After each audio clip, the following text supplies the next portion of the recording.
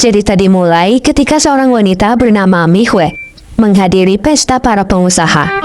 Ini adalah kali pertamanya dia bersosialisasi dan menunjukkan pesonanya di hadapan banyak orang. Rumor mengatakan Mihue adalah wanita berbahaya yang suka menggoda pria kaya untuk kepentingan karirnya. Semua orang sangat terkejut saat melihat Mihue duduk di pangkuan pria yang menjadi tuan rumah pesta dan merayunya. Sampai akhirnya istri dari pria itu menyirapnya dengan segelas minuman. Kejadian ini disaksikan langsung oleh Shinji, bintang tamu pada acara pesta yang ternyata sudah lama mengamati Mihue dan membawanya pergi.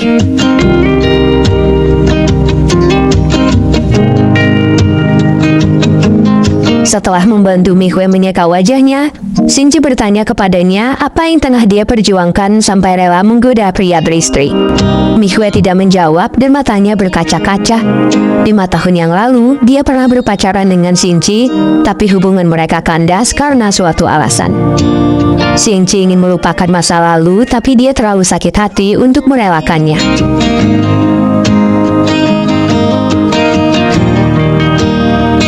Setelah Shinji pergi, Mihue menghubungi pria beristri yang sebelumnya dia rayu.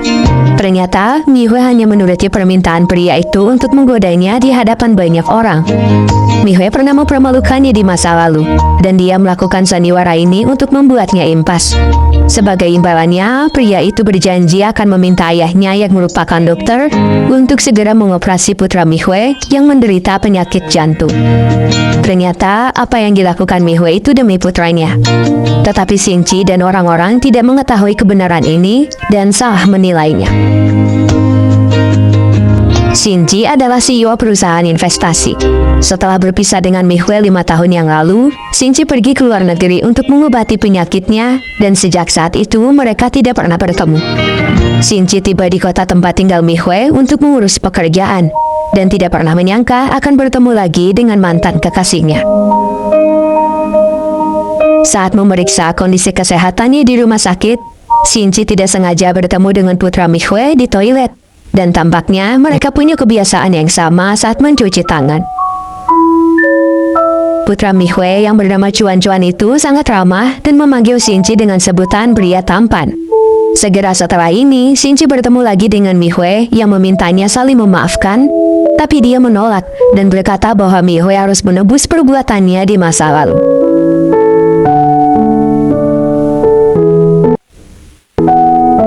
Mihue bekerja di perusahaan teknologi Baian dan menjabat sebagai Direktur Litbang, Unit Penelitian dan Pengembangan. Saat ini, perusahaannya membutuhkan hubungan kerjasama dengan Rumah Sakit Jiaren untuk mengembangkan teknologi medis. Kebetulan, pemegang saham terbesar di rumah sakit tersebut adalah Shinji. Mihue diberi tanggung jawab untuk memastikan Rumah Sakit Jiaren mau bekerja sama dengan perusahaannya. Dan itu artinya dia harus membujuk Shinji. Namun, Shinji dengan semua perasaan dendamnya sengaja menyulitkan Mihue saat dia berusaha menemuinya.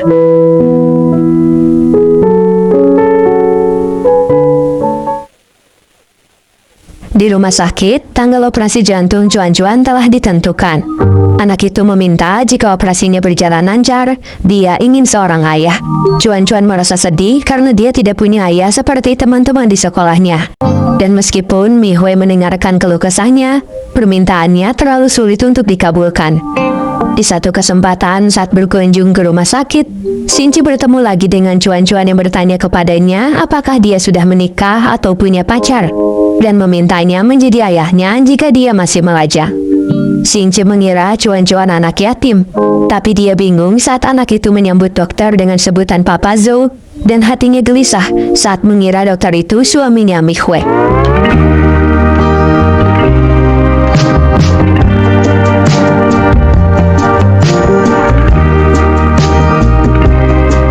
Shinji dengan sikapnya yang kekanakan dan penuh dendam sengaja membuat Mihue menunggu 30 menit dalam sebuah pertemuan bisnis. Shinji merasa bahwa waktu 30 menit ini bukan apa-apa dibandingkan perbuatan Mihue yang pernah membohonginya selama 3 bulan. Mihue tidak merasa bersalah atas apa yang terjadi di masa lalu, dan dia cukup profesional untuk memisahkan urusan pekerjaan dengan masalah pribadinya.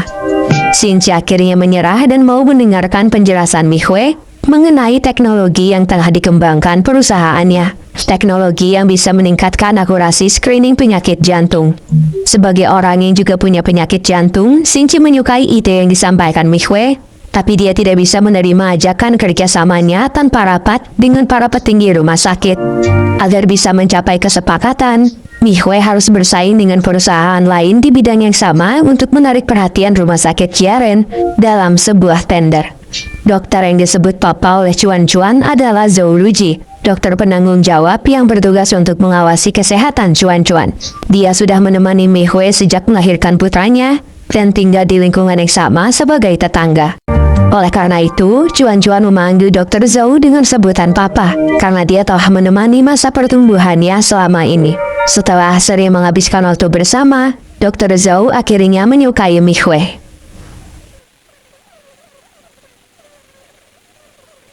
Atasan sekaligus teman Mihue di kantor Saumu tidak sengaja menabrak pesepeda saat dia mengendarai mobilnya. Ayo, gimana coba? Saumu segera membantu korban dan terpesona saat menyadari bahwa pria yang ditabrak olehnya sangat tampan. Namun, karena terlalu sibuk, Saumu hanya mengantar korban ke rumah sakit dan bertukar kontak dengannya. Segera setelahnya, dia menemani Mihue menghadiri tender proyek rumah sakit Jiaren. Namun, mereka gagal mencapai kesepakatan karena rumah sakit itu lebih tertarik dengan teknologi yang dikembangkan perusahaan lain. Mihue percaya teknologi perusahaannya jauh lebih menjanjikan dan dia tidak menerima kekalahannya dalam tender ini. Di sela-sela kesibukannya, Saumu mengunjungi korban yang dia tabrak di rumah sakit. Alih-alih merasa bersalah, Saumu memuji betapa pandainya dia saat menabrak karena langsung mengenai pria tampan. Bagaimanapun, Jia Jun yang menjadi korban dalam tragedi ini merasa beruntung karena orang yang menabraknya sangat cantik dan mau bertanggung jawab. Saat mampir ke minimarket dekat rumah sakit, Xinqi bertemu lagi dengan Chuan dan bermain tembak-tembakan dengannya sampai akhirnya dia menyadari bahwa anak itu mengenakan perangkat kesehatan jantung. Melalui pertemuan ini, Xinqi akhirnya tahu bahwa Dr. Zhou bukan ayah Chuan dan ayah kandungnya sudah meninggal. Saat melihat Chuan berbincang dengan Xinqi, Mihue ketakutan dan segera membawa putranya pergi, meninggalkan kecurigaan bagi Xinqi yang mulai berpikir bahwa Chuan mungkin putra kandungnya. Mihue yang tidak mau menyerah pada proyeknya meminta penjelasan dari Xinqi kenapa perusahaannya kalah tender. Xinqi menjelaskan bahwa keputusan tender ini dipilih berdasarkan suara terbanyak oleh para petinggi rumah sakit Jiaren. Tampaknya mereka lebih tertarik pada teknologi medis yang dikembangkan oleh perusahaan Guanchao, perusahaan teknologi yang dipimpin oleh Qirang, pria hidung belang yang pernah meminta Mihue merayunya pada malam pesta. Mihue merasa bahwa tender kali ini telah dicurangi sehingga dia bertekad untuk menyelidikinya.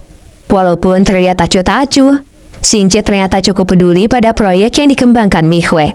Dia mengundang Qirang dan asistennya Xiyue untuk mencari tahu apakah mereka bersaing dengan jujur pada tender sebelumnya dan menemukan kejanggalan. Saat menyelidiki kasus ini lebih dalam, Xinqi akhirnya tahu bahwa Qirang menyuap salah satu petinggi rumah sakit Jiaren untuk memberikan suaranya pada pemilihan tender. Dan itu sebabnya teknologi buatan Mihue tidak terpilih.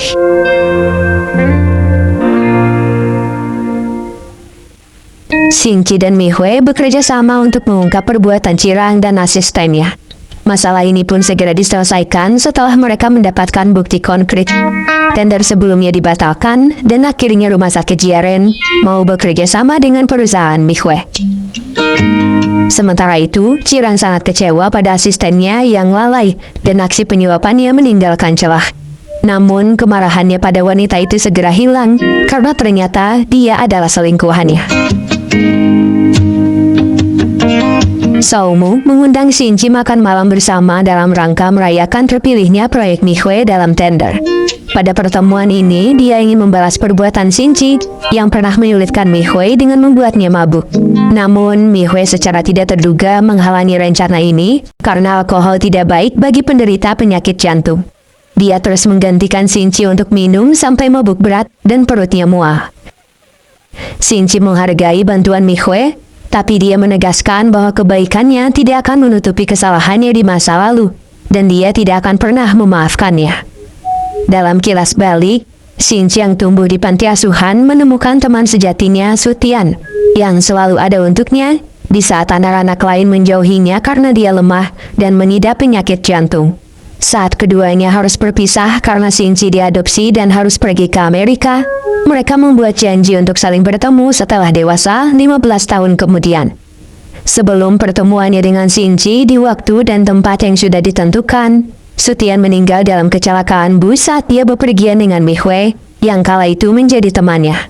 Pada saat-saat terakhirnya, Su Tian berpesan pada Mi Hui yang selamat dari kecelakaan untuk menggantikannya bertemu dengan Xinci dan menyerahkan buku hariannya pada pria itu. Mi Hui mengabulkan permintaan Su Tian, tapi dia mengungkapkan jati dirinya sebagai Mi Hui kepada Xinci karena tidak mau membohonginya. Namun, Xinci berpikir bahwa itu adalah nama baru yang Su Tian dapatkan setelah diadopsi. Mi Hui menunggu waktu yang tepat untuk menceritakan kebenarannya, tapi setelah melihat Xinci pingsan karena penyakit jantungnya, dia berubah pikiran. Demi melindungi Xinci dari fakta mengejutkan, Mi Hui pura-pura menjadi Su Tian setidaknya sampai Xinci kembali ke Amerika. Namun, dia akhirnya jatuh cinta kepada Xinci yang terus bersikap manis kepadanya, dan mereka akhirnya berpacaran dengan tujuan serius menuju pernikahan. Sayangnya, setelah berpacaran selama 3 bulan, identitas Mi Hui yang asli terungkap dan Xinci sangat kecewa. Mi Hui tidak bermaksud menyembunyikan identitasnya, tapi Xinci terlanjur mengetahuinya dari pihak lain. Mi Hui mengungkapkan apa yang sebenarnya terjadi kepada Su Tian dan bagaimana dia bisa meninggal. Tapi Xinci tidak percaya lagi kepadanya dan berpikir dia adalah penipu yang sengaja mendekatinya karena keluarga angkatnya kaya raya. Xinci memutuskan Mi Hui dan tidak pernah bertemu dengannya lagi sejak saat itu. Kembali ke masa sekarang, Mi Hui menegaskan bahwa dia tidak pernah punya kesempatan untuk mengatakan kebenarannya pada Xinci.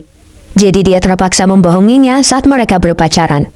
Satu hal yang pasti, perasaannya untuknya benar-benar nyata, dan dia sangat mencintainya pada saat itu. Mi Hui tumbang setelah mengungkapkan isi hatinya, dan Saumu segera mengantarnya pulang.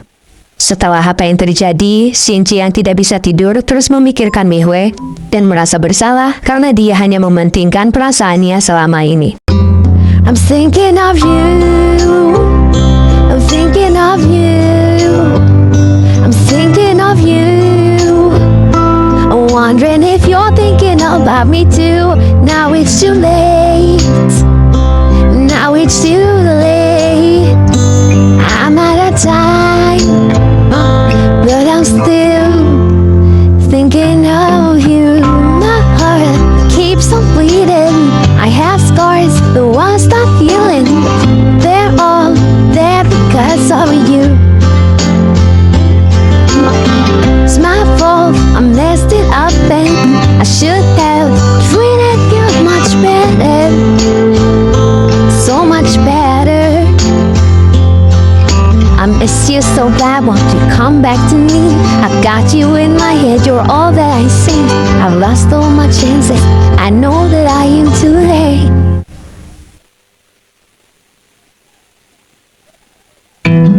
Jiajun yang ditabrak sudah bisa pulang ke rumah. Saumu mengantarnya pulang dan memapahnya dengan hati-hati. Saat keduanya terjatuh dan berpelukan di sofa, Saumu terus menatap Jiajun dan berkata bahwa dia tidak sengaja mengambil keuntungan darinya.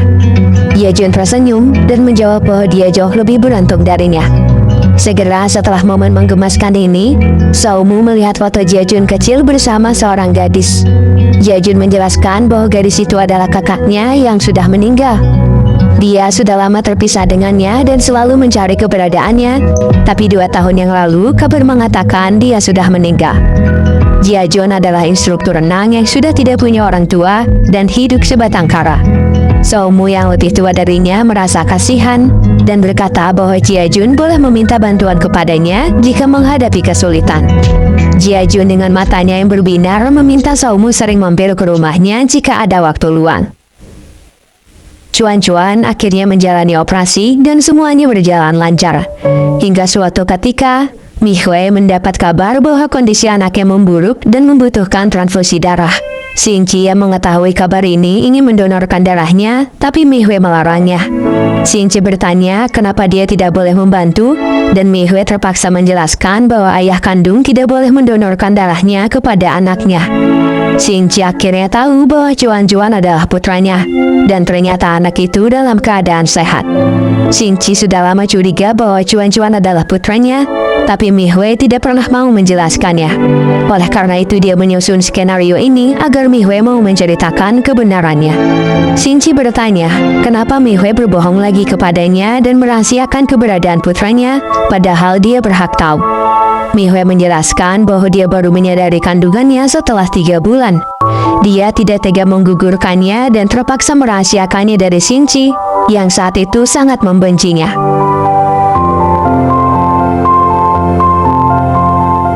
Setelah apa yang terjadi, Xingqi yang awalnya begitu keras kini mulai melunak. Tampaknya dia sangat senang punya anak dan mulai memikirkan bagaimana caranya dia bisa menghabiskan waktu bersama Juan. Asistennya Hardy turut senang dan menyampaikan berita ini pada atasan Xingqi yang sangat peduli kepadanya. Setelah apa yang terjadi, Mihue terkejut melihat Xingqi bermain dengan putranya di rumahnya. Xingqi tahu dia tidak bisa membawa Juan pindah ke rumahnya, dan satu-satunya cara agar dia bisa menemani putranya adalah pindah ke rumah Mihue. Karena Juan sudah lama berharap punya ayah, Mihue tidak tega menghalangi keinginannya dan terpaksa menerima Xingqi di rumahnya. Di samping itu, Mihue percaya Xingqi tidak akan betah tinggal di rumahnya dan akan segera pergi.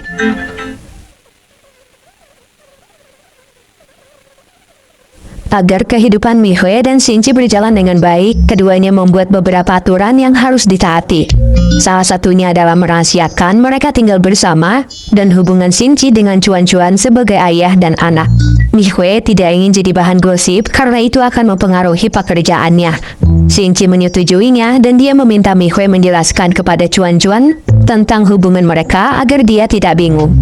Untungnya, Juan lebih dewasa dari kelihatannya. Dia memahami konsep orang tua kandung dan mengakui Xingqi sebagai ayah biologisnya. Di sisi lain, Jiajun terlalu bersemangat saat menyambut kedatangan Xiaomu ke rumahnya. Akibatnya, dia terjatuh dari tangga dan tangannya terluka. Sekarang, dia tidak hanya kesulitan berjalan, tapi juga tidak bisa menggunakan tangan kirinya. Merasa bersalah, Xiaomu ingin menyewa perawat untuk membantu Jiajun, tapi dia menolak dan berkata bahwa kehadiran orang asing membuatnya tidak nyaman. Xiaomu berkata bahwa dia juga orang asing, tapi Jiajun menyangkalnya dan mereka saling bertatapan. Jiajun hanya berharap Xiaomu bisa meluangkan waktu untuk menemaninya dan merasa itu sudah lebih dari cukup. Xiaomu yang tegas dan tidak suka bertele-tele mengajak Jiajun tinggal di rumahnya agar dia bisa menemaninya. Jiajun tidak bisa menolak dan mereka akhirnya tinggal bersama. Sementara itu, Dr. Zhao tidak sengaja melihat pasien muda yang rewel dan terus menangis karena kakinya terluka saat menari balet. Begitu Dr. Zhao mengambil alih proses pengobatannya, pasien itu luluh dan tiba-tiba menjadi gadis yang penurut. Jelas dia jatuh cinta kepada Dr. Zhao pada pandangan pertama. Beberapa hari setelah kejadian ini, Dr. Zhao bertemu lagi dengan penari balet yang dia obati dan mengetahui bahwa dia adalah Zizu, putri direktur rumah sakit Jiaren tempatnya bekerja. Juan sangat senang ketika dia akhirnya diantar pergi ke sekolah oleh ayahnya, sesuatu yang tidak pernah dia rasakan sebelumnya. Dia juga bahagia bukan main ketika rumahnya dipenuhi mainan Iron Man favoritnya. Tidak sampai di situ, dia akhirnya punya kesempatan untuk menghabiskan waktunya bersama sang ayah pergi ke mall. Mereka membeli banyak setelan couple, memborong mainan, dan membeli apapun yang mereka inginkan.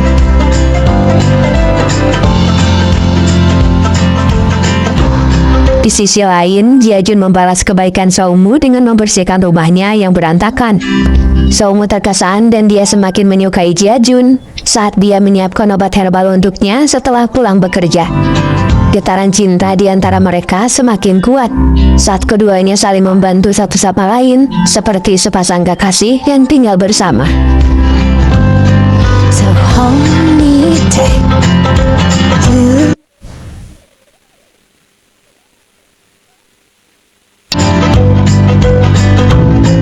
It's just us two, me and you.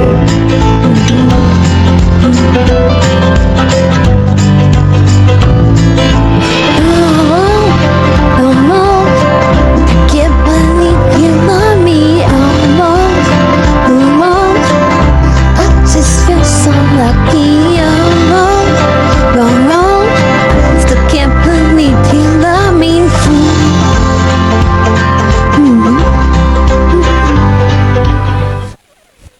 melihat bagaimana Xinji begitu memanjakan anaknya, Mihue gelisah dan takut Xinji akan merebut cuan-cuan darinya.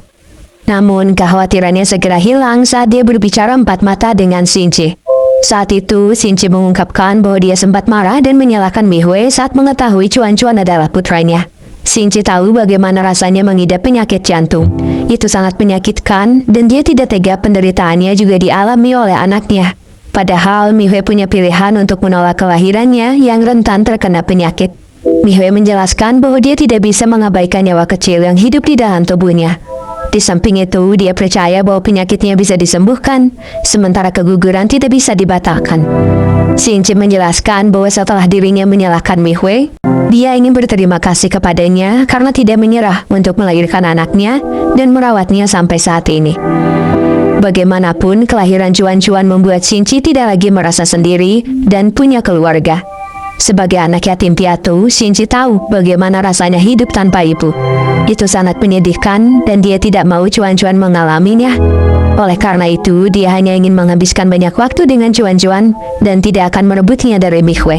Suatu malam, ketika Mihue dan rekan-rekan kerjanya makan bersama, dia terlibat masalah dengan rekan kerjanya, Ding Yifeng, yang mesum dan mencoba melecehkan bawahannya saat mabuk. Mihue mencoba melindungi korban, tapi Ding Yifeng mulai mengejeknya tentang bagaimana dia punya anak tanpa suami. Xinji kebetulan ada di TKP dan mendengar apa yang terjadi. Dia sangat marah dan meninju Ding Yifeng karena menjadikan anaknya dan mantan kekasihnya sebagai bahan ejekan. Jika bukan karena janjinya kepada Mihue untuk merahasiakan hubungan mereka, Xinji akan bertindak lebih jauh untuk membalasnya. Mihue merasa sangat terbantu. Belum pernah ada yang membelanya saat diejek seperti itu, dan dia sangat berterima kasih kepada Xinji.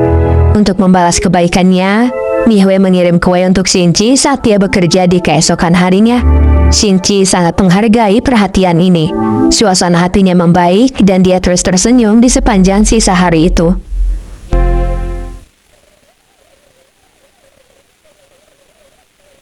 Di satu kesempatan, Xinji menawarkan tumpangan kepada Mihue yang hampir terlambat menghadiri pertemuan kerja. Ding Yifeng melihat Mihue naik ke dalam mobil dan memotretnya, lalu menyebarkannya dengan akun anonim dan gosip bahwa dia mengencani pria kaya tanpa tahu bahwa itu adalah Xinji karena wajahnya tidak terekspos. Ding Yifeng sebenarnya menyukai Mihue karena cantik, tapi dia juga membencinya karena Mihue selalu menghalangi rencana mesumnya di tempat kerja. Keesokan harinya, foto Mihue menyebar ke seluruh perusahaan dan semua orang mulai menggosipkannya. Tak butuh waktu lama bagi Mihue untuk mengetahui bahwa fotonya disebarkan oleh Ding Yifeng. Dia melaporkan kasus ini pada CEO dan mendesak Ding Yifeng mengeluarkan surat permintaan maaf di forum perusahaan untuk mengklarifikasi bahwa dia tidak seperti yang digosipkan. Tapi di tengah prosesnya, dia bertemu dengan Xinji yang mengungkapkan bahwa dia adalah pria yang digosipkan bersama Mihue. Xinji mengancam Ding Yifeng untuk menyelesaikan masalah yang terjadi sebelum dia meminta CEO untuk memecatnya. Pada akhirnya, Ding Yifeng mengakui kesalahannya dan membersihkan nama baik Mihue di perusahaan. Xinji selalu peduli kepada Mihue sejak bertemu dengannya lagi. Bahkan pada pertemuan pertamanya di pesta malam itu, hal pertama yang dia lakukan adalah membantunya. Hanya saja ada beberapa kejadian masa lalu yang membuatnya sulit berdamai dengan Mihue. Namun setelah mengetahui bahwa Cuan-Cuan adalah putranya dan Mihue adalah ibu yang melahirkan anaknya, Xinji bisa berdamai dengan masa lalunya. Tindakannya saat membantu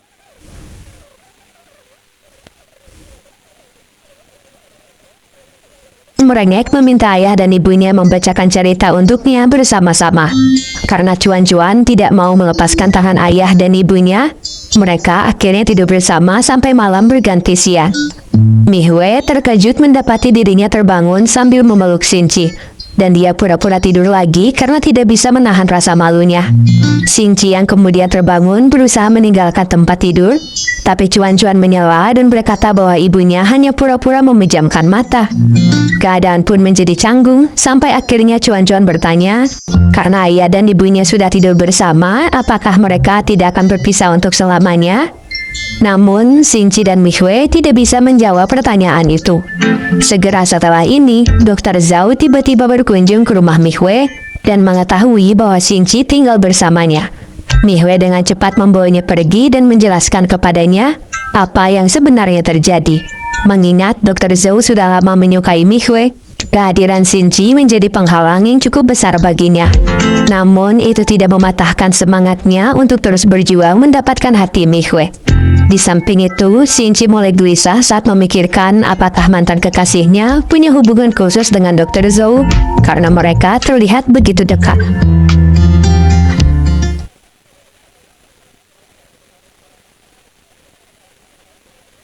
Suatu ketika, Saumu akhirnya tahu bahwa selama ini Jiajun hanya pura-pura terluka dan cedera kakinya sudah lama pulih. Jiajun berbohong karena takut Saumu akan meninggalkannya dan dia tidak punya alasan untuk bersamanya lagi. Apapun alasannya, Saumu tidak suka dibohongi dan kekhawatirannya selama ini jadi tidak berarti. Jiajun tidak terbiasa menghadapi amarah wanita seperti ini. Dia bingung dan hanya bisa meminta maaf sebelum akhirnya pergi dengan rasa bersalah.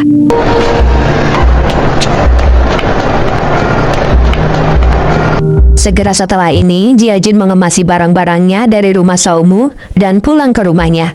Dia meninggalkan pesan untuk Saumu berisi ungkapan terima kasih dan permintaan maaf karena telah menipunya.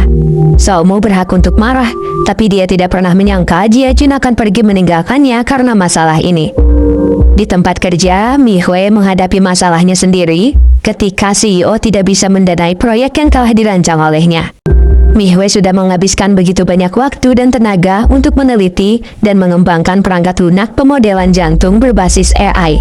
Dengan teknologi ini, ahli medis bisa lebih mudah memahami anatomi jantung yang begitu rumit dengan bantuan AI. Menurut CEO, proyeknya tidak akan menguntungkan dalam waktu dekat, dan Mihue harus mencari investor sendiri jika dia ingin segera menggarapnya. Mihue menceritakan proyeknya kepada Xinji selaku CEO perusahaan investasi yang punya banyak uang dan penilaian tajam terkait bisnis. Xinji melihat potensi pada proyeknya, tapi dia meragukan keuntungannya.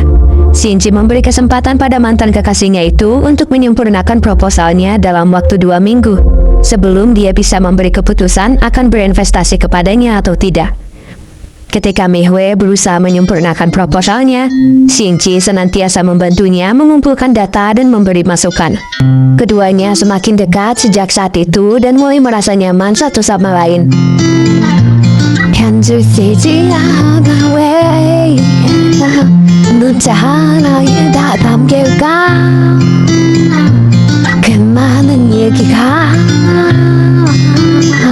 마주보고 하긴 어색한 마음 하얀 종이 위에 괜히 다 쓰니 용기내 Hingga suatu ketika, Mihue yang sangat sibuk mencoba melepaskan stresnya dengan alkohol sampai mabuk berat. Dr. Zhou yang mengetahui ini membantunya pulang, membuat Xinji yang melihatnya merasa cemburu. Sesampainya di rumah, Xinji merawat Mihue yang sakit perut dan terkejut saat dia tiba-tiba dicium olehnya dalam keadaan mabuk. 어떤 세련된 말로도 대신 못해 사실 달려가 너를 안고 싶어 Cause you want my baby.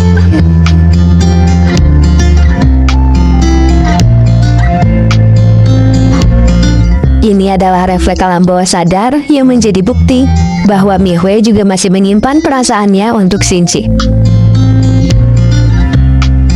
Keesokan harinya, Mihue terbangun dan merasa malu saat mengingat ciumannya dengan Xinji. Mengejutkannya, Xinji sudah mengatur banyak hal pada hari itu, mulai dari menyiapkan sarapan, mengantar anaknya sekolah, hingga menelpon perusahaan agar Mihue bisa libur dari pekerjaannya. Untuk menjaga perasaan dan harga diri Mihue, Xinji pura-pura tidak tahu soal ciuman mereka, dan dia tidak pernah membahasnya.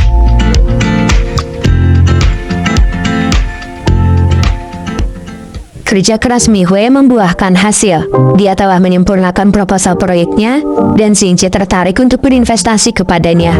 Untuk menghargai Mihue atas kerja kerasnya, Saumu sebagai atasan memberinya hari libur agar dia bisa menghabiskan waktu berkualitas bersama putranya. Sementara itu, Xinji menerima undangan Cirang untuk bermain golf sambil membicarakan bisnis.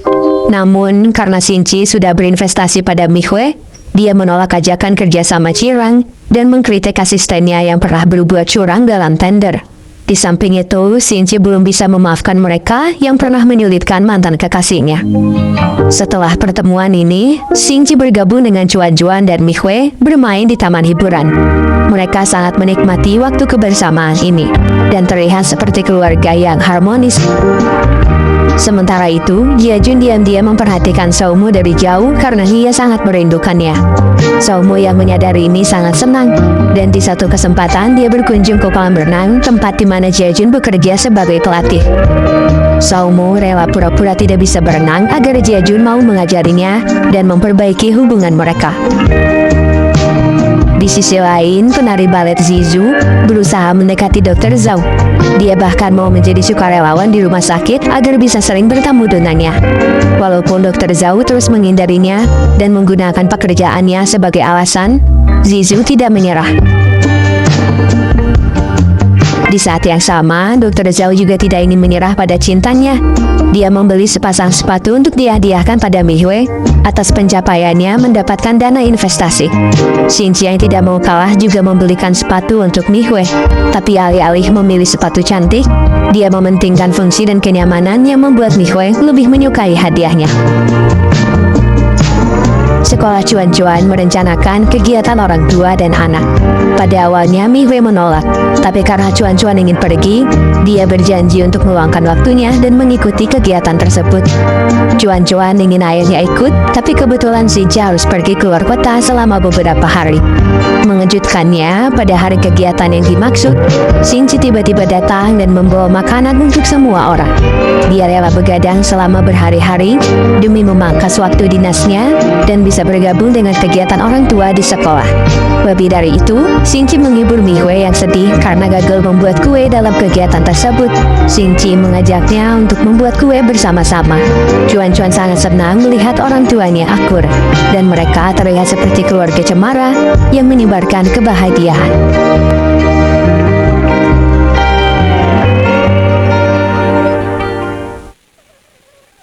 Di kolam renang, Jiajun tidak sengaja melihat Saumu berenang menyelamatkan gadis yang tenggelam dan berpikir bahwa dia hanya pura-pura tidak bisa berenang untuk mendekatinya. Mereka meluruskan kesalahpahaman ini di bar sambil mabuk. Jiajun terus bertanya apakah dia pura-pura tidak bisa berenang untuk mendekatinya, sama seperti apa yang dia lakukan saat pura-pura terluka agar punya alasan tetap bersamanya. Saumu tidak menjawab dan hanya tersenyum kepada Jiajun yang kemudian menciumnya. Cause me, when I love, when I feel, I don't want nobody to tell me the soon. Momen romantis ini segera pudar ketika Jiajun merasa mual karena dia terlalu banyak minum alkohol. Saumu membawa Jiajun yang mabuk pulang ke rumahnya dan membiarkannya berendam di bak mandi sambil terus meracau. Ia merekam tingkahnya yang lucu dengan puas sebelum akhirnya ikut terjatuh ke dalam bak. Keduanya saling menatap dan melanjutkan ciuman sebelumnya dengan penuh perasaan cinta. One of us gotta choose, gotta move, gotta dare to speak the truth. Some things not work. Yeah, I'm done faking and pretending we're good. Yeah. Di tempat kerja, Mihue tidak bisa terus menyembunyikan kondisinya dari Saumu dan menceritakan masa lalunya dengan Xinci. Saumu sangat terkejut saat mengetahui bahwa ayah Cuan-Cuan adalah Xinci yang tidak pernah terbayangkan olehnya. Setelah mendengar cerita dari Mihue, Saumu menasihatinya untuk menghadapi perasaannya dan mungkin kembalinya Xinci adalah kesempatan baik bagi mereka berdua untuk berdamai. Mihue belum bisa memastikan perasaannya terhadap Xinci, tapi jika suatu saat nanti dia sudah merasa yakin, dia tidak akan menghindarinya lagi. Suatu hari, Xinci dibawa asistennya ke rumah sakit untuk menjalani pemeriksaan, dan dia mendapat perintah ini langsung dari atasan Xinci yang sangat mengkhawatirkan kesehatannya. Pada awalnya, Xinci menolak, tapi setelah Mihue membujuknya dan berjanji akan menemaninya, dia menyetujuinya.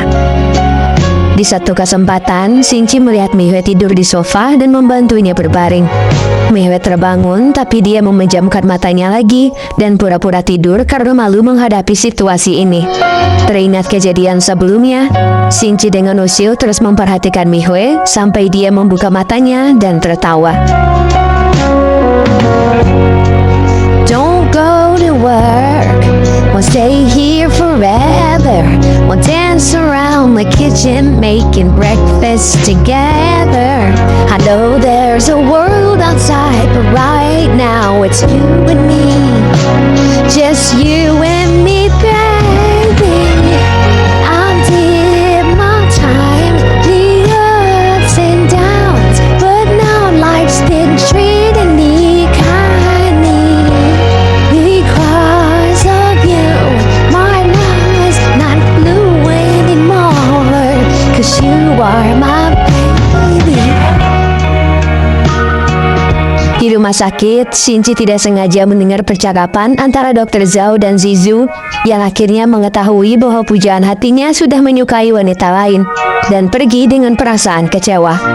Pada akhirnya, Shinji berhadapan dengan Dr. Zhao yang mengungkapkan bahwa dia sudah menyukai Mihue sejak pertama kali melihatnya 4 tahun yang lalu dan dia tidak akan menyerah untuk memperjuangkan cintanya. Namun, Shinji merasa itu akan sulit, karena jika Mihue menyukai Dr. Zhao, dia tidak harus menunggu selama 4 tahun agar bisa bersamanya.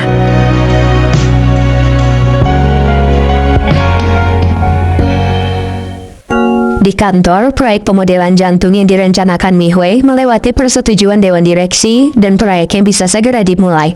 Mihue dan Shinji sama-sama senang dan mereka membuat rencana makan malam bersama untuk merayakannya. Kabar bahagia lain datang dari Saumu yang akhirnya menjalin hubungan dengan Jiajun dan Mihue mendukung hubungan mereka. Pada awalnya, Saumu terus galau karena Jiajun tak kunjung menyatakan cinta setelah ciuman pertama mereka. Ternyata Jiajun merasa bahwa ciuman tersebut sudah membuktikan perasaannya dan bahkan dia sudah menganggap Saumu sebagai pacarnya.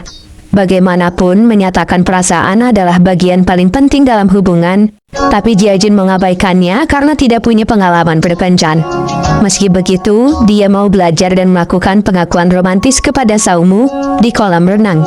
Jiajun awalnya berpikir pengakuannya sangat konyol dan kekanakan, tapi Saumu menyukainya dan dia menerima cintanya.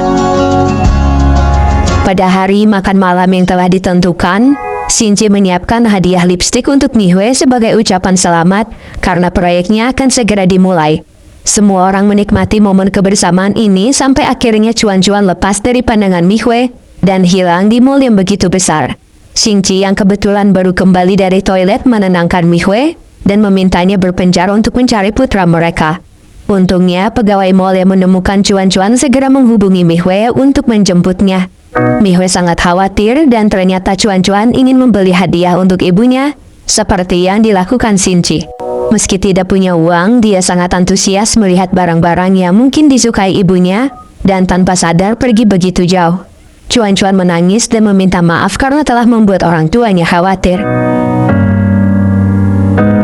Setelah kejadian ini, Mihue menyadari bahwa ada saatnya dia tidak bisa menjaga cuan-cuan seorang diri. Meski dia sudah lama jadi ibu tunggal yang cekatan dan bisa diandalkan oleh putranya. Tapi pada akhirnya dia punya keterbatasan dan kehadiran Shinji seakan melengkapi kekurangannya. Mihue memegang tangan Shinji dan bertanya kepadanya, apakah mereka bisa melupakan kejadian masa lalu dan terus hidup sebagai orang tua cuan-cuan. Shinji menyetujuinya tanpa ragu dan memegang erat tangan Mihue. Di tengah kepercayaan yang sangat romantis ini, Mihue dihadapkan dengan masalah yang membuatnya terkejut. Saat mendatangi Shinji di kantornya untuk membahas pekerjaan, Mihue tidak sengaja melihat surat hukum yang menjelaskan bahwa Shinji sudah menyiapkan pengacara untuk merebut hak asuh cuan-cuan darinya. Mihue merasa sangat dikhianati dan semua momen romantis yang dia lalui bersama Shinji tidak lagi berarti untuknya. Ketika Shinji tiba di ruangannya, dia melihat Mihue menangis dan pergi meninggalkannya tanpa kata. Mihue yang kecewa mengusir Shinji dari rumahnya dan tidak mau mendengar alasan apapun darinya. Pada kenyataannya, Shinji tidak pernah berurusan dengan hukum untuk memperebutkan hak asuh cuan-cuan. Surat yang dilihat Mihue dibuat oleh atasan Shinji yang mengira dia ingin mengasuh cuan-cuan seorang diri dan berinisiatif menyiapkan pengacara untuknya. Namun, tak peduli sebanyak apapun Shinji menjelaskan, Mihue tidak lagi percaya kepadanya. Keduanya terus berdebat dan akhirnya berpisah.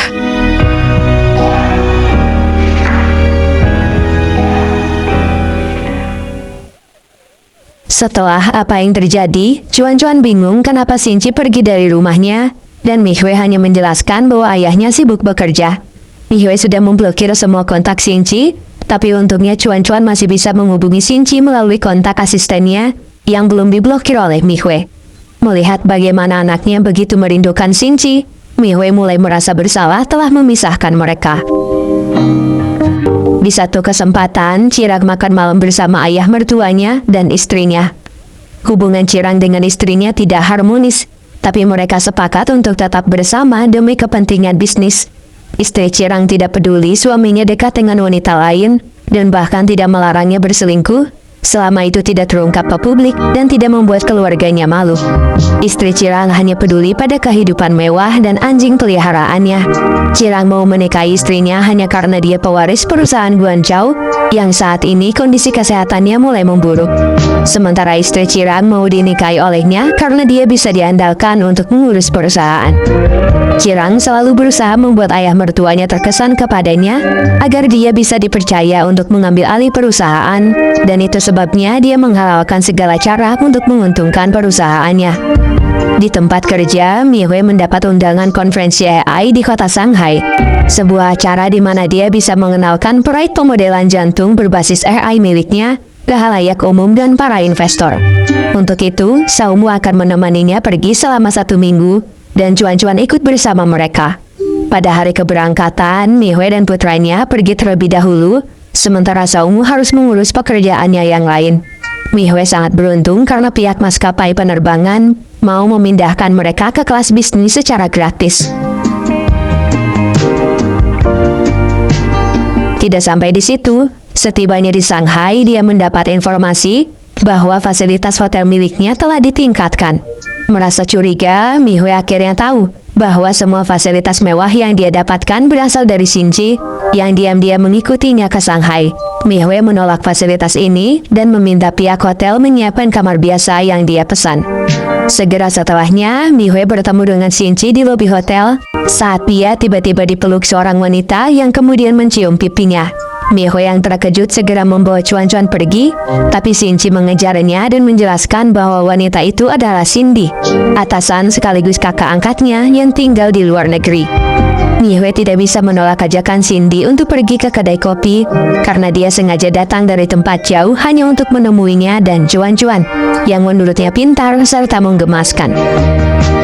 Setelah pertemuan ini, terungkap bahwa Cindy tidak tahu bahwa Shinji jatuh cinta kepada Mihue dan mengira dia sangat ingin mendapatkan hak asuh Cuan-Cuan. Oleh karena itu, dia berinisiatif menyiapkan pengacara untuknya, tidak menyadari bahwa keputusan ini justru merusak hubungannya dengan Mihue. Untuk meluruskan kesalahpahaman yang terjadi, Shinji membuat kontrak perjanjian yang menegaskan bahwa dia tidak akan pernah mengambil hak asuh Cuan-Cuan dari Mihue. Sebagai gantinya, dia ingin menemui Cuan-Cuan setidaknya 1 kali dalam seminggu. Mihue menyetujui syarat ini, dan mereka akhirnya berdamai. Mihue masih punya waktu santai sebelum konferensi AI diselenggarakan. Dia memanfaatkan waktu ini untuk berkemah dengan Cuan-Cuan dan mendapat bantuan tidak terduga dari Saumu yang menyewa sopir beserta semua perlengkapan berkemah untuknya. Cuan-Cuan sangat senang karena Mihue hampir tidak pernah punya waktu untuk mengajaknya bermain seperti ini.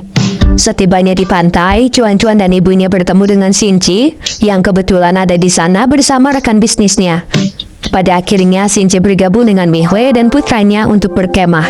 Mereka membangun tenda di pinggir pantai dan menikmati waktu kebersamaan dengan bahagia. Have you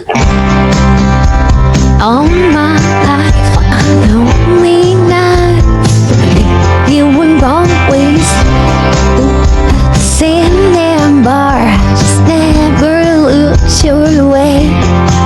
And seeing every ocean, I've never seen a color blue. Look into your eyes.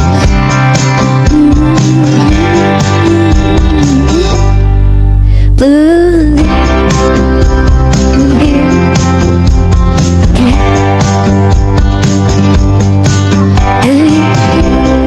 Malamnya, saat mengobrol santai sambil minum bir, terungkap bahwa Shinji bersekongkol dengan Saumu untuk mengirim sopir dan fasilitas kemah kepada Mihue dan pura-pura tidak sengaja menemuinya di pantai.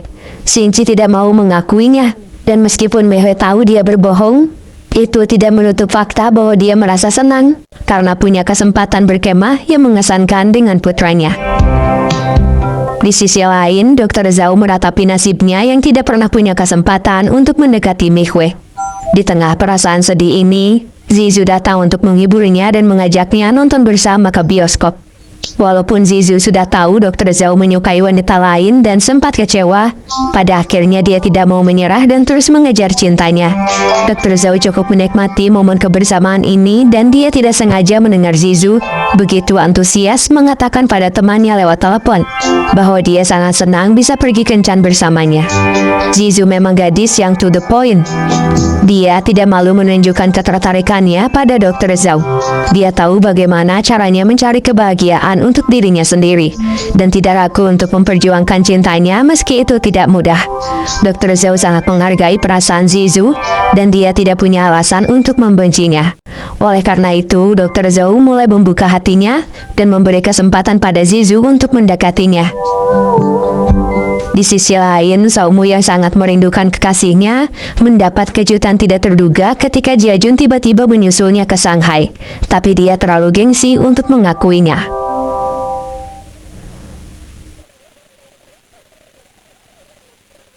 Pada hari konferensi AI, orang-orang di berbagai kalangan berkumpul, khususnya mereka para pengusaha dan peneliti yang tengah mengembangkan teknologi berbasis AI.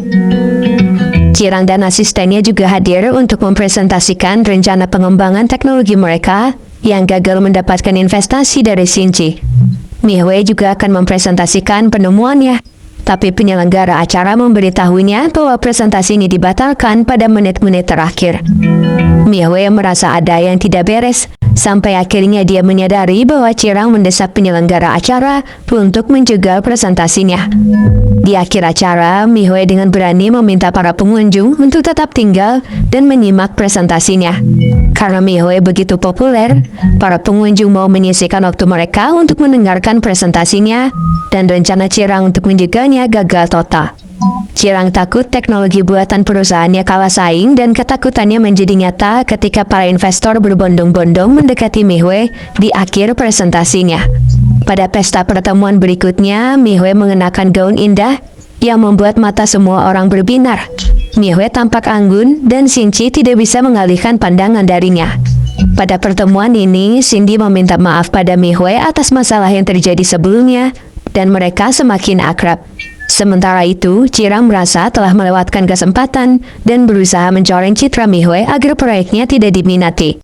Untuk itu, dia bekerja sama dengan asistennya, Si Yue, untuk mengungkap kehidupan pribadi Mihue tentang bagaimana dia punya anak tanpa suami. Semua mata tertuju pada Mihue. Saumu yang ada di sana memperingati Si Yue untuk tidak melebihi batas. Namun, wanita itu terus memperburuk situasi sampai Mihue merasa malu. Di saat itulah, Xinji memegang cuan-cuan dan mengungkapkan ke semua orang bahwa dia ayah kandungnya. Lalu menjelaskan bahwa Mihue sengaja merahasiakan hubungan mereka karena tuntutan pekerjaannya. Mihue terhindar dari rasa malu dan dia sangat bangga kepada Xinji.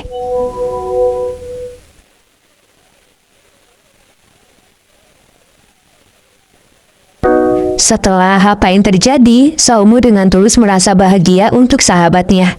Selama bertahun-tahun, dia menyaksikan kesulitan Mihue dalam membesarkan anak sendirian, dan sekarang dia telah menemukan kebahagiaannya. Saumu menceritakan masa lalu Mihue pada Jiajun, tentang bagaimana dia bertemu dengan Xinji dan gadis bernama Sutian yang menjadi bagian dari takdir pertemuan mereka. Jiajun terdiam dan suasana hatinya memburuk.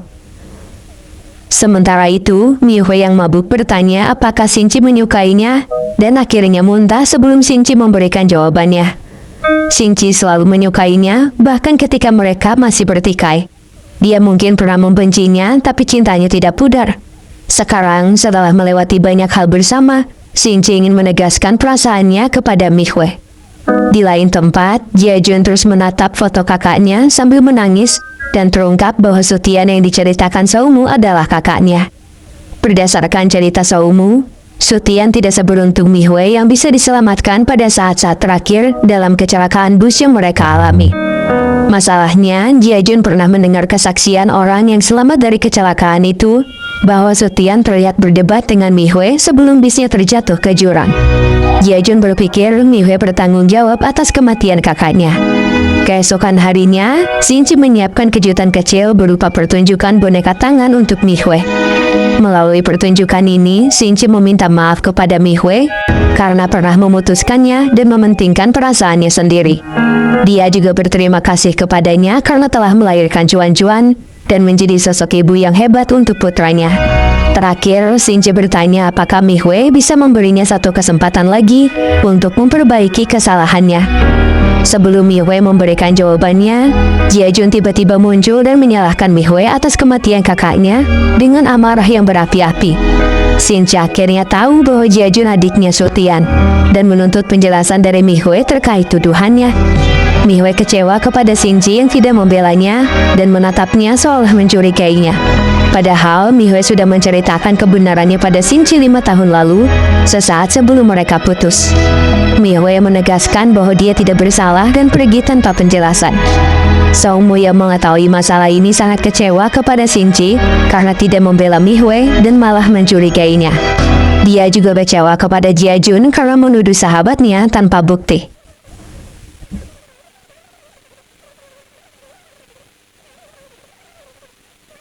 Di masa lalu, saat masih kecil, Jiajun dan Sutian dikirim ke panti asuhan.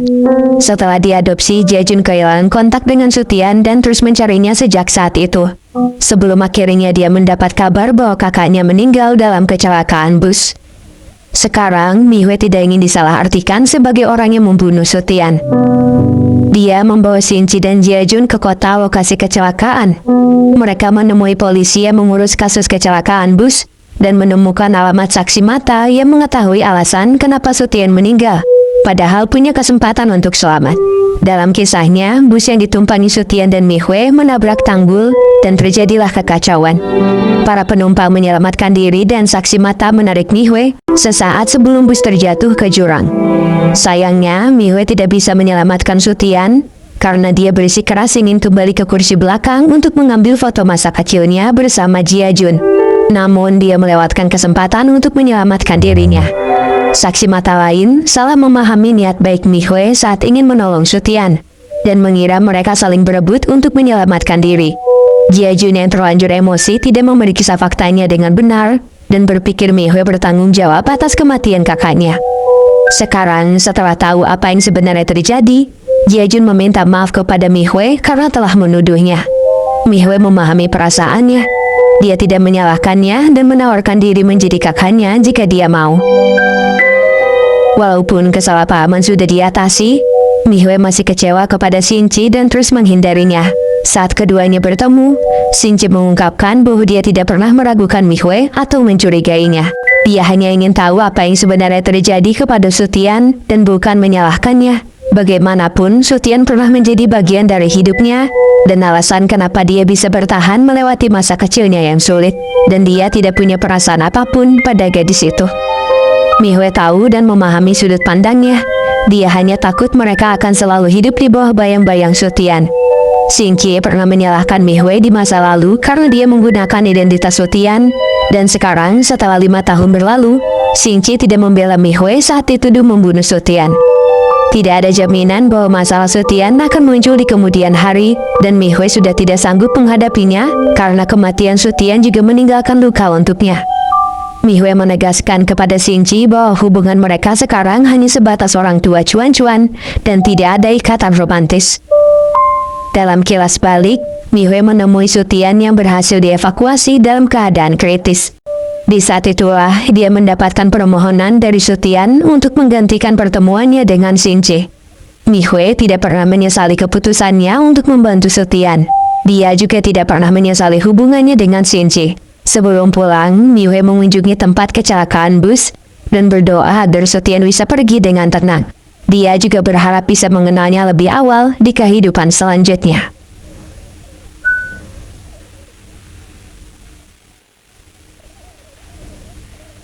Ketika Mihue menyelesaikan urusannya dengan Xinci dan Jiajun, Songmu membawa Cuan-Cuan pulang dan menitipkannya pada Dr. Zhou karena dia harus bekerja. Dr. Zhou kebetulan sedang cuti dan Zizui yang menemaninya saat itu dengan senang hati mau membantunya mengasuh Cuan-Cuan. Zizu pandai bergaul dengan anak-anak dan energinya seakan tidak pernah habis. Dia mengajari Cuan-Cuan menari dan bermain peran sebagai putri salju. Cuan-Cuan sangat terhibur dan dia mengakuinya sebagai teman baru. Setelah pertemuan ini, Zizu akhirnya tahu bahwa orang yang disukai Dr. Zhao adalah ibunya Cuan-Cuan. Zizu berusaha mencari tahu kenapa Dr. Zhao menyukai Mihui dan berharap dia bisa menjadi tipe idealnya juga. Dr. Zhao bercerita bahwa Mihui tidak sempurna. Dia tidak pandai memasak dan sangat kaku. Saat sibuk, dia akan melupakan semuanya dan sifatnya belak-belakan.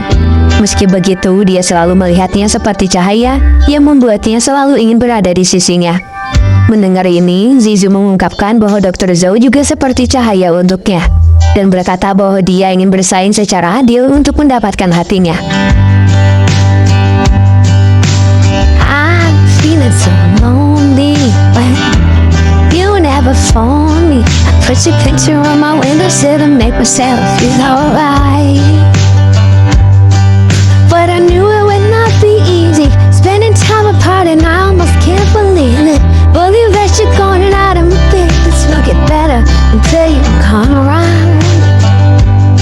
I guess that everybody needs some time to figure themselves out, but I want you close, and I still have hope. I'm waiting every day for you to come back. You tell me we can work it out, forget about all that. Now time moves slow. Shinji banyak menceritakan kisah masa lalu Sutian kepada Jiajun dan mengungkapkan bahwa gadis itulah yang pada awalnya akan diadopsi oleh keluarga angkatnya. Namun Sutian menolak karena dia tidak mau dibawa ke Amerika dan berpikir dia tidak punya kesempatan untuk mencari keberadaan adiknya. Oleh karena itu, Shinji bertekad ingin menemui Sutian setelah dewasa dan membantunya mencari sang adik. Ketika Jiajun bertanya, jika saat itu Shinji tidak salah mengenali Mihui sebagai kakaknya, apakah dia tetap akan menyukainya? Shinji menjawabnya tanpa ragu, berkata bahwa dia akan tetap menyukainya karena orang yang dia cintai bukan Sutian, tapi Mihui yang saat itu bertemu dengannya. Shinji menjelaskan bahwa dia selalu menganggap Sutian sebagai adiknya dan selamanya akan seperti itu. Setelah apa yang terjadi, Jiajun ingin memperbaiki hubungannya dengan Saumu yang mengira bahwa dia sengaja mendekatinya hanya untuk menggali informasi tentang Mihui. Saumu juga merasa dirinya tidak dianggap sebagai pacar karena Jiajun tidak menceritakan apapun tentang masalah Sutian. Padahal dia bisa meminta bantuannya atau sekadar bercerita. Jika bukan karena dia yang mencari tahu sendiri, Saumu mungkin tidak akan pernah tahu apa yang dialami Jiajun dan mungkin mereka akan putus tanpa kejelasan jika masalahnya tidak terselesaikan. Karena itu, Saumu sangat marah kepada Jiajun dan merasa mereka belum saling mengenal dengan baik. Shinji dan Jiajun yang gagal dalam cinta bersatu dan saling membantu. Namun beberapa cara yang mereka pikirkan ternyata tidak berhasil. Hingga suatu ketika, Mihui mengantar Cuan-Cuan ke kolam berenang. Shinji mengikutinya dan terlintas dalam benaknya untuk berkompetisi dengan orang lain hanya untuk membuat Mihui terkesan. Namun penyakit jantungnya kambuh dan dia tiba-tiba merasakan sakit yang begitu hebat. Mihui yang khawatir segera menghampirinya dan bersandar di dadanya untuk mendengarkan detak jantungnya. Shinji merasa tenang dan berkata bahwa jantungnya berdegup kencang karena dia memeluknya. Untuk sesaat, Mihui lupa bahwa dia masih marah kepada Shinji, membuktikan bahwa apapun yang terjadi, dia masih peduli dan mencintainya.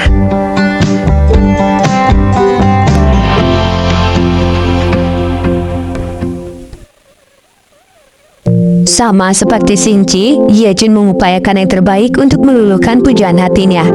Dia mengikuti petunjuk dari sebuah buku untuk bersikap dingin sambil memojokkan Saumu di basement apartemen dan merayunya dengan gaya nakal. Saumu tahu Jiajun hanya berakting untuk mengesankannya. Dia berusaha untuk tidak tertawa ketika para penjaga datang untuk mengusirnya karena membuat keributan. Untuk sesaat, Saumu melupakan kemarahannya.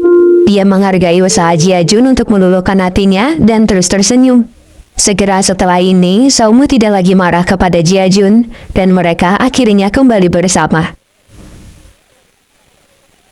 Di sisi lain, Zizu dengan ketulusan cintanya ingin membantu Dr. Zhao. Dia selalu berharap pujaan hatinya bisa lebih berani dan mau mengungkapkan perasaannya pada Mihue, alih-alih terus memendamnya. Melihat bagaimana Zizu begitu berusaha, Dr. Zhou menghargai bantuannya dan merasa bahwa mungkin ini sudah dia untuk mengungkapkan perasaannya.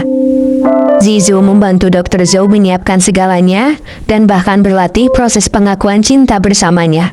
Namun saat memberikan contoh kalimat pengakuan, Zizu tanpa sadar mengakui perasaannya sendiri kepada Dr. Zhou dan matanya mulai berkaca-kaca.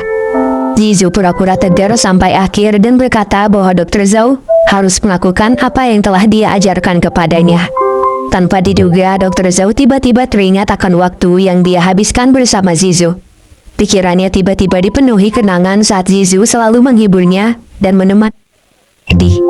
Dr. Zhou bertanya kenapa Zizu mau membantunya sampai Zizu hampir menangis saat menjelaskan bahwa dia tahu bagaimana dia tidak mau orangnya merasakan hal yang sama. Dan karena itu, dia mau membantu Dr. Zhou mengejar cintanya. Zizu merasa bahwa dia sudah melakukan banyak hal, tapi dia belum bisa mengisi hati Dr. Zhou, dan berpikir ini sudah saatnya bagi dia untuk menyerah. Zizu berharap Dr. Zhou bisa menganggap bantuannya kali ini adalah hadiah terakhir tentang cinta darinya. Setelah mengucapkan selamat tinggal kepada Zizu dengan air mata berlinang, Dr. Zhou menemui Mihue seperti yang sudah direncanakan. Namun, dia tidak bisa melupakan Zizu dan menyadari perasaannya yang sebenarnya. Dr. Zhou menjelaskan kepada Mihue bahwa dia sempat mengaguminya selama 4 tahun, tapi sekarang dia sudah punya cinta yang baru. Mihue merasa senang untuknya dan menganggap pertemuan ini sebagai pengakuan alih-alih pernyataan cinta. Segera setelah ini, Dr. Zhou berusaha mengejar Zizu, tapi dia kesulitan menemukannya dan bahkan nomornya telah diblokir. Zizu berpikir Dr. Zhou mengejarnya karena Mihue menolaknya dan menjadikannya wanita cadangan. Dr. Zhou tidak pernah berpikir seperti itu. Dia tidak mau menyerah dan merasa bahwa ini saatnya untuk terus mengejar cintanya, sama seperti apa yang pernah dilakukan Zizu kepadanya.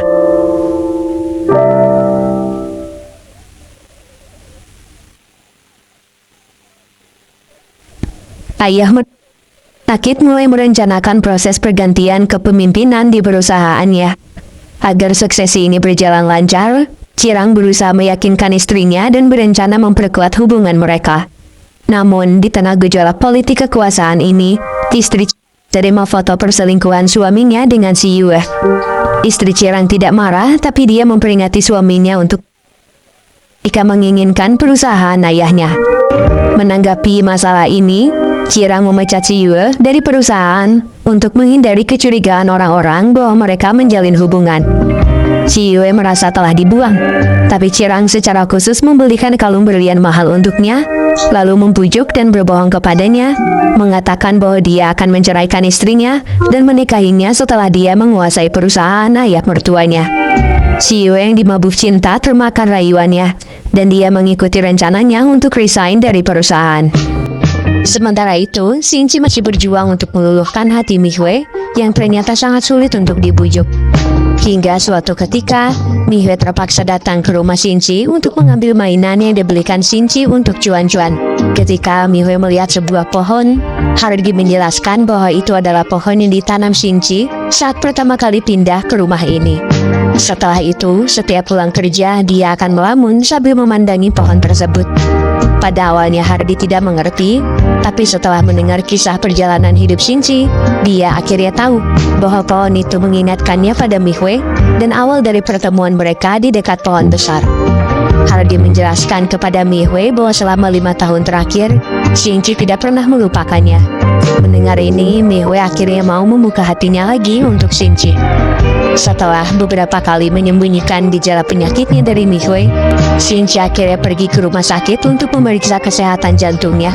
Mihue senantiasa merawatnya bersama cuan-cuan, dan untungnya Xinchi hanya perlu mengurangi beban kerja dan beristirahat. Cindy secara khusus memohon kepada Mihue untuk pindah ke rumah adiknya sementara waktu dan menemaninya sampai dia pulih. Mihue menyetujuinya karena cuan-cuan sangat ingin tinggal bersama ayahnya.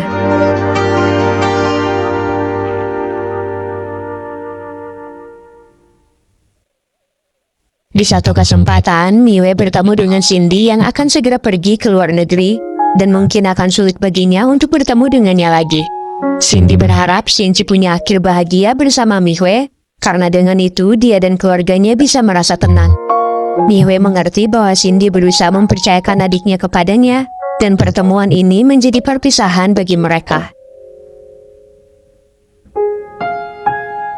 Miwe dan Saumu mendapat kabar dari CEO tentang rencana penjualan perusahaan Bai'an yang sebenarnya tidak mengalami kendala apapun. Namun perusahaan induk mereka tengah menghadapi krisis keuangan dan terpaksa melepaskan Bai'an agar bisa tetap bertahan.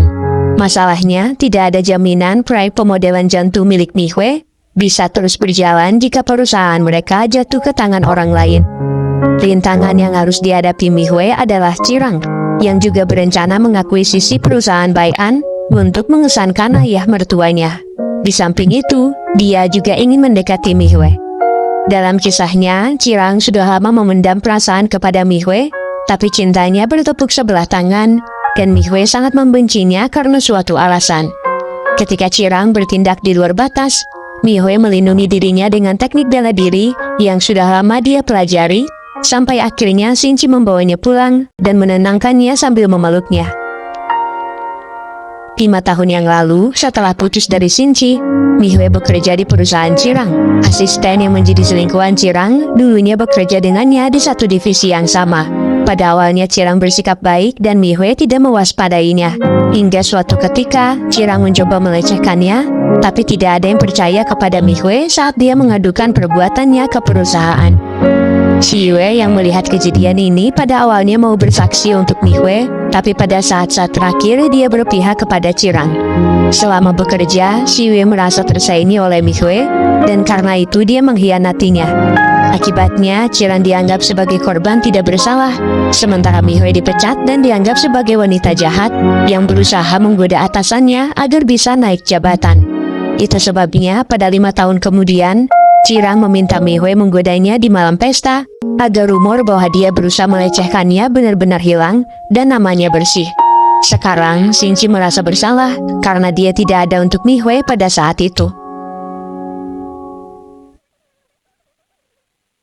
Setelah apa yang terjadi, Cirang yang terluka ingin menuntut Miwe. Namun, Shinji menghadapinya di rumah sakit dengan tenang dan berkata jika Cirang ingin menuntut Miwe, maka insiden pelecehan 5 tahun lalu harus diungkap. Walaupun Cirang bisa membela dirinya di jalur hukum, reaksi orang-orang akan berdampak buruk pada proses akuisisi perusahaan ayah mertuanya. Miwe melihat Shinji membelanya dari jauh dan dia semakin yakin dengan perasaannya. Setelah menunggu begitu lama, Miwe akhirnya mau menerima Shinji lagi. Keduanya sepakat untuk melupakan masa lalu dan fokus pada masa depan. Miwe mengeluarkan gelang yang pernah diberikan Shinji saat melamarnya 5 tahun lalu, dan bertanya apakah Shinji mau memakaikannya lagi. Shinji tidak menyangka Miwe masih menyimpannya. Dia memasangkan gelang itu kepadanya dan menciumnya, lalu menghabiskan waktu malam bersama dengan bahagia.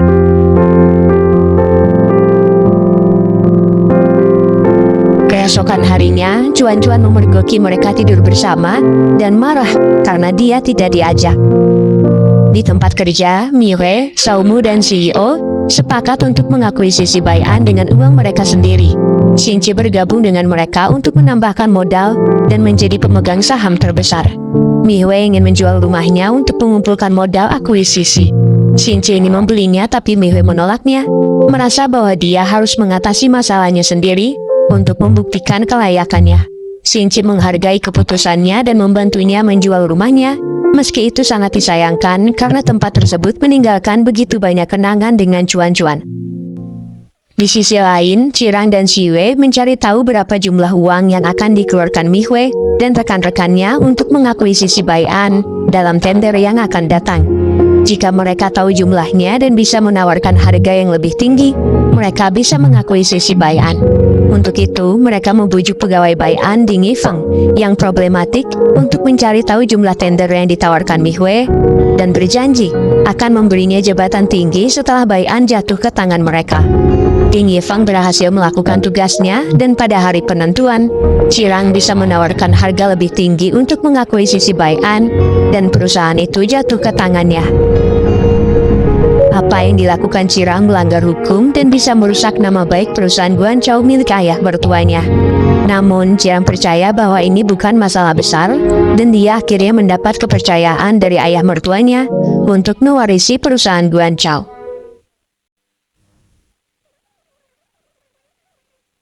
Mihue ingin mengundurkan diri dari Bai'an karena tidak sudi bekerja dengan Cirang yang sekarang menjadi atasannya. Namun, Cirang mengancam akan membuat karyawannya tidak sejahtera, dan Mihue terpaksa bertahan. Di tengah ketidaknyamanan ini, salah satu pekerja junior menjadi korban pelecehan Ding Yifeng yang merasa mulai berkuasa setelah mendapatkan jabatan baru dari Cirang. Mihue segera melindungi korban dan mendampinginya untuk melapor. Tidak lama setelahnya, Ding Yifeng langsung ditangkap oleh polisi. Dia tidak bisa mengelak karena korban memegang bukti, dan kepergiannya dirayakan dengan meriah oleh para pekerja yang sudah lama membencinya. Sementara itu, Cirang memberikan cek kepada Si Yue dan memintanya pergi sejauh mungkin. Si Yue yang merasa telah dikhianati menolak cek darinya dan mengancam akan mengungkap perselingkuhan mereka. Namun, Cirang sudah memperkirakan ini akan terjadi, sehingga dia mengirim seseorang untuk merampas semua benda digital milik Si Yue yang berisi bukti perselingkuhannya agar dia tidak bisa dilaporkan. Ketika Cirang berpikir dirinya sudah aman, sebuah akun anonim mengungkap kebusukannya 5 tahun lalu saat dia mencoba melecehkan Mihue. Cirang mengirim seseorang untuk mencelakai Mihue, berpikir dia yang mengungkap perbuatannya ke publik. Tapi tebakannya salah dan untungnya Mihue tidak terluka parah. Xinchi sangat marah saat dia tahu kekasihnya terluka karena Cirang. Tapi dia berusaha tetap tenang sambil mencari cara untuk melawannya. Xinchi mencari pemilik akun anonim yang mengungkap kebusukan Cirang, dan ternyata pelakunya adalah Si Yue.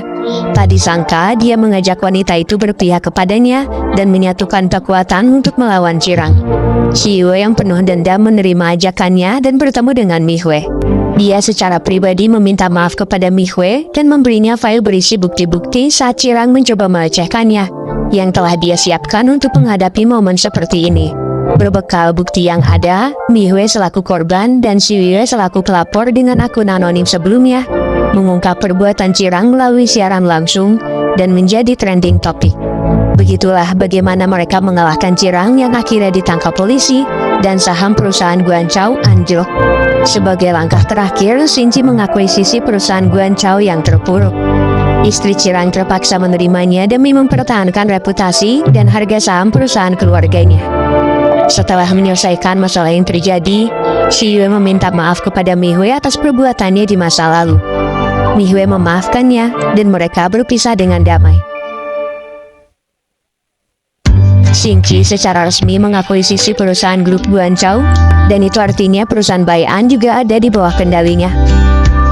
Xinchi merayakan kemenangan ini bersama karyawan Bai'an dan secara khusus mengumumkan hubungannya dengan Mihue.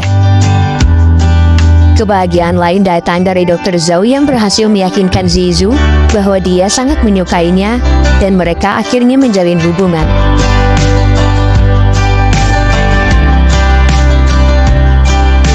Di sisi lain, hubungan Xiaomu dengan Jiajun juga semakin erat, walaupun mereka sepakat untuk tidak menikah dalam waktu dekat.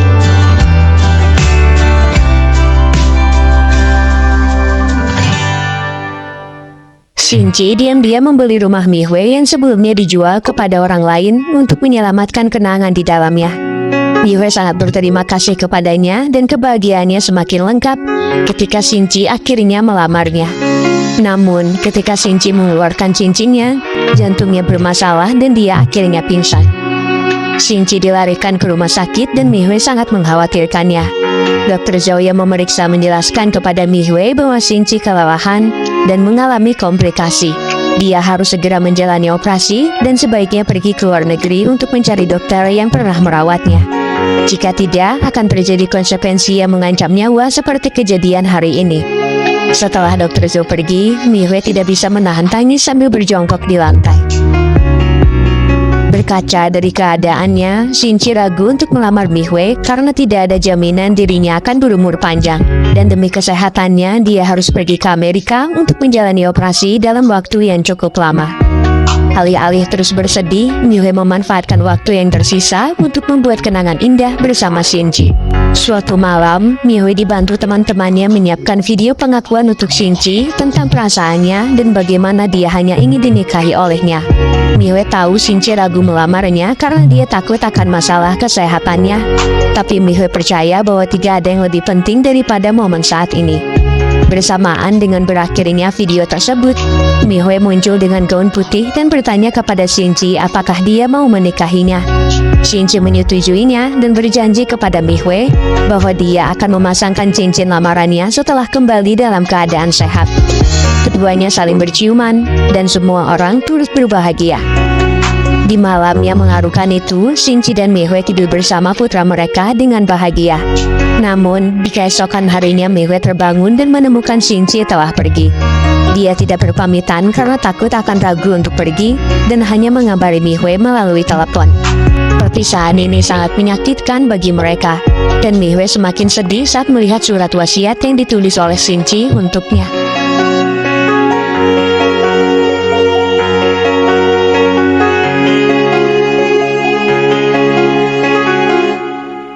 6 bulan kemudian, Mihue melanjutkan hari-harinya di tempat kerja seperti biasa, sampai akhirnya Saumu mengajaknya menemui klien dan memintanya berdandan. Mengejutkannya, klien yang dimaksud adalah Shinji yang telah kembali dengan sehat. Mihue sangat gembira dan berlari untuk memeluk kekasihnya, dan kebahagiaannya semakin lengkap saat melaksanakan pernikahan. Shinji dan Mihue menikah dengan konsep intimate wedding yang hanya dihadiri teman-teman dekatnya. Cuan-cuan secara khusus memberi sambutan pada tamu undangan dan mengungkapkan betapa beruntungnya dia bisa menyaksikan pernikahan orang tuanya sendiri. Shinji dan Mihue bertukar sumpah pernikahan, memasangkan cincin di jari satu sama lain, dan berciuman. Cerita pun berakhir ketika semua orang liburan bersama ke pantai dengan bahagia. Malamnya, Shinji menggantung begitu banyak surat harapan untuk orang yang dia cintai dan berbagi ciuman dengan Mihue. Beberapa waktu kemudian, Cuan-cuan akhirnya punya adik laki-laki. Tapi dia belum puas dan ingin adik perempuan. Shinji memanfaatkan momen ini dan menggoda Mihue untuk mempertimbangkannya. Berbohong demi kebaikan hanya akan memperburuk segalanya di kemudian hari. Karena sejatinya, kepalsuan tidak akan pernah bisa menutupi kebenaran. Manusia adalah tempatnya salah. Itu benar. Namun, tidak semua orang punya kesempatan kedua untuk memperbaiki kesalahannya. Kendati demikian, akan selalu ada kesempatan baru untuk orang yang berani mengakui dan memperbaiki kesalahannya. Berdamai dengan masa lalu tidak mudah, tapi bukan berarti tidak bisa dilakukan. Cobalah untuk menerima alih-alih terus menyangkalnya. Hiduplah berdampingan dengan masa lalu, seperti buku yang menyimpan cerita baik dan buruk di setiap babnya. Kamu bisa melihat halaman pertama untuk mengenang, atau membuka lembaran baru untuk menjalani kehidupan. I'm here and I'm waiting, but I know I can't say that. We've been in it for good reasons, still I'm hoping we'll be MC. Seperti biasa, like kau kan suka, bisa kau enggak, subscribe kalau belum. Sampai jumpa di video yang lain. Sekian dari saya, pamit undur diri. Assalamualaikum warahmatullahi wabarakatuh.